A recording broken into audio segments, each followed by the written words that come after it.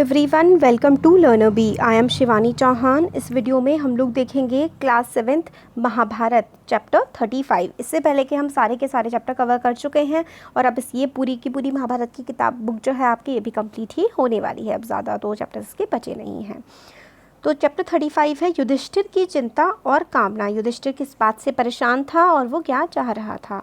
तो देखिए स्टार्ट करते हैं। दुर्योधन को अर्जुन का पीछा करते देखकर पांडव सेना ने शत्रुओं पर और भी जोर का हमला कर दिया।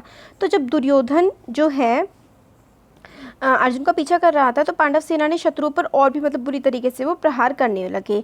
धृष्टद्युम्न ने सोचा कि जयद्रथ की रक्षा करने हेतु यदि द्रोण भी चले गए तो अनर्थ हो जाएगा। तो धृष्टद्युम्न को लगा कि अगर द्रोण भी जयद्रथ की रक्षा करने चले गए तो ये तो बहुत ही बुरा हो जाएगा। इस कारण द्रोण को रोके रखने के इरादे से उसने द्रोण पर लगातार आक्रमण जारी रखा। तो धृष्टद्युम्न जो है वो लगातार द्रोण पर आक्रमण करता रहा। धृष्टद्युम्न की इस चाल के कारण कौरव सेना 3 हिस्सों में बंटकर कमजोर पड़ गई। तो अब 3 हिस्सों में कौरव सेना बंट गई और काफी कमजोर हो गई। इतने में धृष्टद्युम्न उछलकर द्रोणाचार्य के रथ पर जा चढ़ा और विषित सा होकर द्रोण पर वार करने लगा। एकदम से द्रोणाचार्य के उसके रथ पर ही पहुंच गया वो जो ये था धृष्टद्युम्न और हमला करने लगा। धृष्टद्युम्न का हमला जारी रहा। अंत में द्रोण ने क्रोध में आकर एक अत्यंत पैना बाण चलाया। वह पांचाल कुमार के प्राण ही ले लेता यदि सात्यकी का बाण उसे बीच में ही पुनः न काट देता। तो अगर सात्यकी उस बाण को नहीं काट देता तो उस दिन तो पांचाल कुमार धृष्टद्युम्न तो जाते ही जान से। अचानक सात्यकी के बाण रोक लेने पर द्रोण का ध्यान उसकी ओर चला गया। इसी बीच पांचाल सेना के रथ सवार धृष्टद्युम्न को वहां से हटाकर ले गए। परंतु सात्यकी भी कोई मामूली वीर नहीं था। पांडव सेना के सबसे चतुर योद्धाओं में उसका स्थान था। तो पांडव सेना का लगभग सबसे चतुर वीर था सात्यकी। जब उसने द्रोणाचार्य को अपनी ओर झपटते देखा तो वह खुद भी उनकी ओर झपटा। इस तरह बहुत देर तक दोनों वीर लड़ते रहे। तो सात्यकी और द्रोणाचार्य दोनों बहुत देर तक लड़ते रहे। इसी बीच युधिष्ठिर को पता चला कि सात्यकी पर संकट आया हुआ है। तो वह अपने आसपास के वीरों से बोले, युद्ध कुशल योद्धा नरोत्तम और सच्चे वीर सात्यकी आचार्य द्रोण के बाणों से बहुत ही पीड़ित हो रहे हैं। चलो हम लोग उधर चलकर उस वीर महारथी की सहायता करें। तो युधिष्ठिर भी जो है वो सात्यकी की सहायता के लिए पहुंच जाते हैं। उसके बाद वह धृष्टद्युम्न से बोले, ध्रुपद कुमार, आपको अभी जाकर द्रोणाचार्य पर हमला करना चाहिए, नहीं तो डर है कि कहीं आचार्य के हाथों सात्यकी का वध न हो जाए। युधिष्ठिर ने द्रोण पर हमला करने के लिए धृष्टद्युम्न के साथ एक बड़ी सेना भेज दी। धृष्टद्युम्न के साथ एक सेना भेज दी द्रोण पर हमला करने के लिए। समय पर कुमुक के पहुंच जाने पर भी बड़े परिश्रम के बाद ही सात्यकी को द्रोण के फंदे से छुड़ाया जा सका। तो बड़ी मुश्किल से सात्यकी को द्रोण से छुड़ाया जा सका क्योंकि द्रोणाचार्य बहुत ही बड़े वीर थे और बहुत ही अच्छे योद्धा थे। इसी समय कृष्ण ने पांचजन्य की ध्वनि सुनाई दी। कृष्ण के पांचजन्य की ध्वनि सुनाई दी। इसी समय वह आवाज सुनकर युधिष्ठिर चिंतित हो गए। यह इस घड़ी अर्जुन की सहायता को चले जाओ। इतना कहते कहते युधिष्ठिर बहुत ही अधीर हो चुके थे। तो सबसे कहने लगे अभी तुरंत जाओ अर्जुन की सहायता के लिए। युधिष्ठिर के इस प्रकार आग्रह करने पर सात्यकी ने बड़ी नम्रता से कहा, युधिष्ठिर, द्रोण की प्रतिज्ञा तो आप जानते ही हैं, अतः आपकी रक्षा का भार हमारे ऊपर है। महाराज वासुदेव और अर्जुन मुझे यह आदेश दे गए हैं कि मुझ पर भरोसा करके यह भारी जिम्मेदारी डाल गए हैं। तो सात्यकी कहते हैं कि जो अर्जुन है और कृष्ण है वो मुझ पर आपकी जिम्मेदारी देकर के गए हैं। मैं आपको छोड़ करके नहीं जा सकता।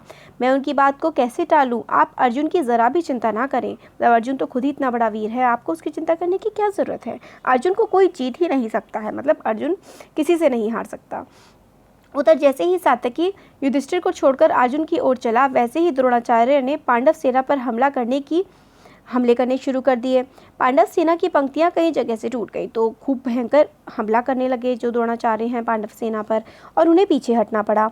यह देखकर युधिष्ठिर बड़े चिंतित हो उठे और बोले, भीम, मेरा कहा मानो तो तुम भी अर्जुन के पास चले जाओ और सात्यकी तथा अर्जुन का हालचाल मालूम करो। तो युधिष्ठिर कहने लगे कि भीम, तुम भी उनके पास चले जाओ। इसके लिए जो कुछ करना ज़रूरी हो वह करके वापस आकर मुझे सूचना दो। फिर वो युधिष्ठिर कहने लगे कि तुम भी अर्जुन के पास जाओ और उनको किस सहायता की ज़रूरत है जो भी है मुझे आकर के बताओ। कहना मानकर ही सात्यकी अर्जुन की सहायता को कौरव सेना से युद्ध करता हुआ गया है। यदि तुम उनको कुशल पूर्वक पाओ तो सिंहनाद करना, मैं समझ लूँगा कि सब कुशल है। तो फिर वो उससे कहने लगे भीम से कि तुम सिंह की तरह गर्जना करते ना, मैं समझ जाऊँगा कि सब ठीक है वहाँ जाकर। भीमसेन ने युधिष्ठिर की बात का प्रतिवाद नहीं किया और वह धृष्टद्युम्न से बोला, आचार्य द्रोण के इरादे से तो आप परिचित हैं ही। किसी न किसी तरह भ्राता युधिष्ठिर को जीवित पकड़ने का उनका प्रण है। राजा की रक्षा करना ही हमारा प्रथम कर्तव्य है। तो फिर भीम कहने लगा धृष्टद्युम्न से कि ये लोग तो मतलब युधिष्ठिर को जिंदा पकड़ना चाहते हैं और राजा की रक्षा करना हमारा धर्म है, तो आप इनका ध्यान रखिएगा। जब वह स्वयं मुझे जाने की आज्ञा दे रहे हैं तो उसका पालन भी करना मेरा ही धर्म है। इस कारण भ्राता युधिष्ठिर को आपके ही भरोसे पर छोड़कर जा रहा हूँ, इनकी भली भांति रक्षा कीजिएगा। तो भीम कहते हैं धृष्टद्युम्न से कि इनकी अच्छे से आप रक्षा करना।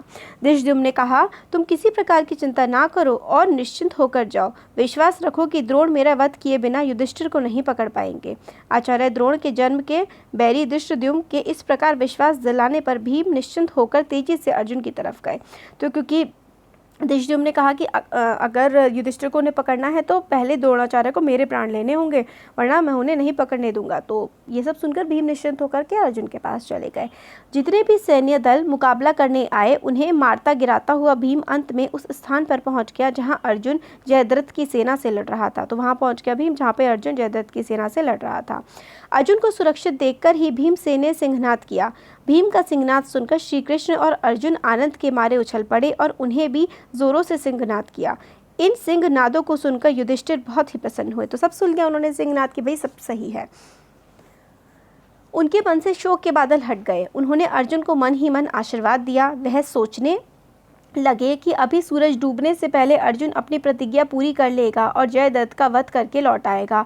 हो सकता है जयद्रथ के वध के बाद दुर्योधन शायद संधि कर ले।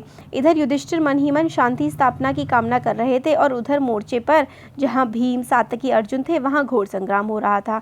तो मतलब ये सोचने लगे युधिष्ठिर कि हो सकता है जयद्रथ के मरने के बाद आ जाए थोड़ी शर्म दुर्योधन को और वो संधि कर ले, लड़ाई बंद कर दे। तो इस तरह से वो सोच रहे थे। उधर खूब घोर युद्ध चल रहा था। अर्जुन जहाँ पर था, थोड़े ही समय में जिस स्थान पर अर्जुन और जयद्रथ का युद्ध हो रहा था दुर्योधन भी वहां आ पहुंचा, मगर थोड़ी ही देर में बुरी तरह हारकर मैदान छोड़कर फिर से वो भाग गया। हार गया दुर्योधन और भाग जाता था फिर वो। इस भांति उस रोज कई मोर्चों पर जोरों से युद्ध हो रहा था। द्रोण ने कहा, बेटा दुर्योधन, तुम्हें हिम्मत नहीं हारनी चाहिए। तुम जयद्रथ की सहायता के लिए जाओ और वहां जो कुछ करना आवश्यक हो वह करो। आचार्य के कहने सुनने पर दुर्योधन कुछ सेना लेकर फिर से लड़ाई के लिए मोर्चे पर चला गया जहां अर्जुन और जयद्रथ में जोरों की लड़ाई हो रही थी। उस दिन भीम और कर्ण में जो युद्ध हुआ वह एक रोमांचकारी घटना के रूप में वर्णित है। भीमसेन उत्तेजना और उग्रता की प्रतिमूर्ति सा दिखाई दे रहा था। कर्ण जो कुछ करता धीरज और व्यवस्था के साथ शांति भाव से करता। मतलब कर्ण तो बहुत शांति से कर रहा था, पर भीम को तो थोड़ा सा भी अपमान असहाय हो जाता था। दोनों ही बड़े वीर थे, एक दूसरे पर झपटकर आहत करने लगे। भीमसेन को उस समय पिछले घोर अपमानों, यातनाओं और मुसीबतों की याद हो आई जो उसके भाइयों और द्रौपदी को पहुंचाई गई थी। तो भीम को वो सब याद आ गया जो उसके भाइयों को और द्रौपदी के साथ इतना अपमान, इतना कुछ उन लोगों ने किया था कौरवों ने। प्राणों का मोह छोड़कर वो लड़ने लगा। उस समय भीमसेन का घावों से भरा हुआ शरीर धधकती हुई आग सा प्रतीत हो रहा था। मतलब बहुत ही भयंकर वो युद्ध कर रहा था। कर्ण और भीम के युद्ध में इस बार भीमसेन के रथ के घोड़े मारे गए। तो भीम के रथ के घोड़े मर गए, सारथी भी कटकर गिर पड़ा, रथ फूट गया और धनुष भी कट गया। भीम ने ढाल तलवार ले ली और जान झोंककर लड़ने लगा। पलक झपकते ही कर्ण ने उसकी ढाल के भी टुकड़े कर दिए। अब जब ढाल भी ना रही तो कर्ण ने भीम को खूब परेशान किया। इससे भीम बहुत ही पीड़ित हुआ। मतलब भीम से थोड़ा जीत रहा था कर्ण और भीम को बड़ा गुस्सा आ रहा था। वह उछलकर कर्ण के रथ पर जा कूदा। कर्ण ने रथ के ध्वज स्तंभ की आड़ लेकर भीमसेन की झपट से अपने को बचा लिया। भीम नीचे जमीन पर कूद पड़ा और विलक्षण युद्ध करने लगा। मैदान में जो रथ के पहिए, घोड़े, हाथी आदि पड़े हुए थे उन्हें उठाकर कर्ण की तरफ वो फेंकने लगा, जिससे उसे क्षण भर भी आराम ना मिल पाया। उस समय कर्ण चाहता तो वह भीम को आसानी से मार सकता था, पर निहत्थे भीम को उसने मारना ठीक नहीं समझा। तो भीम के पास कोई हथियार नहीं था, इसलिए कर्ण ने उसे नहीं मारा। माता कुंती को दिया हुआ वचन भी उसे याद था कि अर्जुन के अतिरिक्त और किसी को वो युद्ध में नहीं मारेगा। तो अर्जुन के अलावा वो किसी भी भाई को और मतलब किसी भी पांडव को नहीं मारेगा वो। अब चैप्टर 36 आता है भूरिश्रवा, जयद्रथ और आचार्य द्रोण का अंत। तो भूरिश्रवा, जयद्रथ और द्रोण का भी इसमें अंत हम देखेंगे इस चैप्टर में। तो उधर अर्जुन सिंधुराज जयद्रथ के साथ युद्ध कर रहा था। उसका वध करने के मौके की तलाश में था। इतने में भूरिश्रवा ने सात्यकी को ऊपर उठाया और जमीन पर जोर से दे पटका। कौरव सेना जोरों से कोलाहल कर उठी। सात्यकी मर गया। तो सात्यकी की भी अब डेथ हो गई। अर्जुन ने देखा कि मैदान में मृत पड़े सात्यकी को भूरिश्रवा घसीट रहा है। यह देखकर अर्जुन भारी असमंजस में पड़ गया। उसे कुछ नहीं सूझा कि क्या किया जाए। वह कृष्ण से बोला, श्री कृष्ण, भूरिश्रवा मुझसे लड़ नहीं रहा है, दूसरे के साथ लड़ने वाले पर मैं कैसे बाण चलाऊं। तो वो सोचने लगा, अर्जुन की कृष्ण से कहने लगा कि भूरिश्रवा मेरे से तो नहीं लड़ रहा है, जो दूसरे से लड़ रहा है उस पर मैं कैसे बाण चलाऊं। अर्जुन इस प्रकार श्री कृष्ण से बातें कर ही रहा था कि इतने में जयद्रथ द्वारा छोड़े गए बाणों के समूह आकाश में छा गए। इस पर अर्जुन ने बातें करते करते ही जयद्रथ के बाणों की बौछार जारी रखी। तो बातें कर रहे थे श्री कृष्ण से कि मैं क्या करूं, और बाण चलाए जा रहे थे जयद्रथ पे। जो ही अर्जुन ने सात्यकी की ओर मुड़कर देखा तो पाया कि सात्यकी जमीन पर खड़ा हुआ और भूरिश्रवा उसके शरीर को एक पांव से दबाकर और दाहिने हाथ में तलवार लेकर उस पर वार करने को उद्यत था। तो भूरिश्रवा सात्यकी पर वार कर रहा था। ये देखकर अर्जुन से न रहा गया। उसने उसी क्षण भूरिश्रवा पर तानकर बाण चढ़ाया। बाण लगते ही भूरिश्रवा का दाहिना हाथ कटकर तलवार समेत जमीन पर गिर गया। अपना हाथ कट जाने पर भूरिश्रवा ने कृष्ण की निंदा करी। तो अर्जुन बोला, वृद्ध भूरिश्रवा, तुमने मेरे प्रिय मित्र सात्यकी का वध करने की कोशिश की है, और वह भी उस समय जबकि वह घायल और अचेतन सा होकर जमीन पर निशस्त्र पड़ा था। तो वो कहने लगा, भूरिश्रवा, तुमने मतलब मेरे मित्र सात्यकी को तब मारा जब वो घायल था, उसके पास कोई शस्त्र नहीं था। उस अवस्था में तुमने उसे तलवार से मारना चाहा, जिसके हथियार टूट चुके थे, कवच नष्ट हो चुका था, जो इतना थका हुआ था कि जिसके लिए खड़ा हो पाना भी दूभर था। ऐसे मेरे कोमल बालक अभिमन्यु का वध होने पर तुम सभी लोगों ने विजयोत्सव मनाया था। तुम ही बताओ कि ऐसा करना किस धर्म के अनुसार उचित है। तो बताया, अर्जुन बोलने लगा कि अभिमन्यु को इतने सारे लोगों ने तुमने मिलकर के मारा था, और फिर उसके बाद मारने के बाद उत्सव भी मनाया था, तो ये कौन सा धर्म है। अर्जुन के इस प्रकार मुंहतोड़ जवाब देने पर भूरिश्रवा युद्ध के मैदान में शरों में फैलकर और आसन जमाकर बैठ गया। उसने वहीं आमरण अनशन शुरू कर दिया। यह सब देखकर अर्जुन बोला, वीरो, तुम सब मेरी प्रतिज्ञा जानते हो। मेरे बाणों की पहुंच तक अपने किसी भी मित्र या साथी का शत्रु के हाथों वध न होते देने का प्रण मैंने कर रखा है, इसलिए सात्यकी की रक्षा करना मेरा धर्म है। तो मतलब ये प्रण ले रखा है कि अगर कोई मेरे मित्रों को नुकसान पहुंचाने की कोशिश करेगा तो मैं उसका वध करूंगा। तो अर्जुन की बातें सुनकर भूरिश्रवा ने भी शांति से सर नवाया और ज़मीन पर टेक दिया। इन बातों में कोई 2 घड़ी का समय बीत गया था। सब लोगों के मना करते हुए भी सात्यकी ने भूरिश्रवा का सर धड़ से अलग कर दिया। सात्यकी के कार्य को सबने निकृष्ट कहकर धिक्कारा। तो सात्यकी ने इतने में भूरिश्रवा का सर जो है धड़ से अलग कर दिया। मतलब सात्यकी मरा नहीं था, वो घायल था, और घायल उसमें भी उसने भूरिश्रवा को मार डाला। लड़ाई के मैदान में जिस ढंग से भूरिश्रवा का वध हुआ उसे किसी ने भी उचित नहीं समझा। कौरव सेना को तितर बितर करता हुआ अर्जुन जयद्रथ के पास आखिर पहुंच ही गया, परंतु जयद्रथ भी कोई साधारण वीर नहीं था। वह सुविख्यात योद्धा था। वह डटकर लड़ने लगा। उसे हराना अर्जुन के लिए भी सुगम न था। तो जो जयद्रथ था वो काफ़ी अच्छा वीर था, और अर्जुन के लिए भी लड़ाना मतलब हराना जयद्रथ को आसान नहीं था। बड़ी देर तक युद्ध होता रहा। दोनों पक्षों के वीर सूर्य की ओर बार बार देखने लगे। धीरे धीरे पश्चिम में लालिमा आने लगी और सूर्यास्त का समय भी नजदीक आने लगा, परंतु जयद्रथ और अर्जुन का युद्ध समाप्त होने के कोई लक्षण नहीं नजर आते थे। तो सूर्य तो छिपने लगा था, बट उन दोनों का युद्ध चलता रहा, जयद्रथ और अर्जुन का। ये देखकर दुर्योधन के मन में आनंद की लहर उठने लगी। उसने सोचा कि अब जरा सी देर और है, जयद्रथ तो बच ही गया और अर्जुन की प्रतिज्ञा विफल हुई सी है। जयद्रथ ने भी पश्चिम की ओर देखते हुए मन में कहा, चलो प्राण बचे। इसी बीच श्री कृष्ण ने अर्जुन से कहा, अर्जुन, जयद्रथ सूर्य की तरफ देखने लगा है और मन में समझ रहा है कि सूरज डूब गया, परंतु अभी तो सूरज डूबा नहीं है। अपनी प्रतिज्ञा पूरी करने का तुम्हारे लिए यही अवसर है। तो जयद्रथ को लगा कि सूरज डूबने वाला है, बट सूरज डूबा नहीं था उस समय। कृष्ण ने कहा कि बाण चलाओ और मार डालो। श्री कृष्ण के ये वचन अर्जुन के कान में पड़े ही थे कि अर्जुन ने गांडीव से एक तेज बाण छूटा और जयद्रथ के सर को उखाड़ लिया। मतलब बाण छूटा और जयद्रथ का सर उखड़ गया। श्री कृष्ण ने समय पर ही एक चेतावनी अर्जुन को दे दी थी कि जयद्रथ के सर को जमीन पर गिरने न देना। अर्जुन ने ऐसा ही किया। जयद्रथ के पिता राजा विदशक अपने आश्रम में बैठे संध्या वंदना कर रहे थे, तो सर उसका ज़मीन पर नहीं गिरना चाहिए था। तो उसके जो पिता वो आश्रम में बैठे हुए संध्या वंदना कर रहे थे कि इतने में जयद्रथ का जो सर है वो ध्यानमग्न राजा की गोद में गिरा। ध्यान समाप्त होने पर जब वृद्ध वृक्ष ने आंखें खुली तो वह उठे। जयद्रथ का सर उनकी गोद में ज़मीन पर गिर पड़ा। उसी क्षण बूढ़े वृक्षवत के सर के भी 100 टुकड़े हो गए। मतलब जिस तरीके से उसका सर उसके पिता की गोद में गिरा, जैसे ही उसका सर जो है ज़मीन पर गिरा, उसके पिता के भी सर के टुकड़े हो गए। उसको कोई श्राप मिला हुआ था कि जो भी उसका सर ज़मीन पर गिराएगा उसकी मृत्यु हो जाएगी। तो उसके पिता की भी मृत्यु हो गई जयद्रथ के। जब युधिष्ठिर ने जान लिया कि अर्जुन के हाथों जयद्रथ का वध हो गया है, तब उसके आनंद की सीमा न रही। इसके बाद तो युधिष्ठिर दूने उत्साह के साथ सारी पांडव सेना को लेकर आचार्य द्रोण पर टूट पड़े।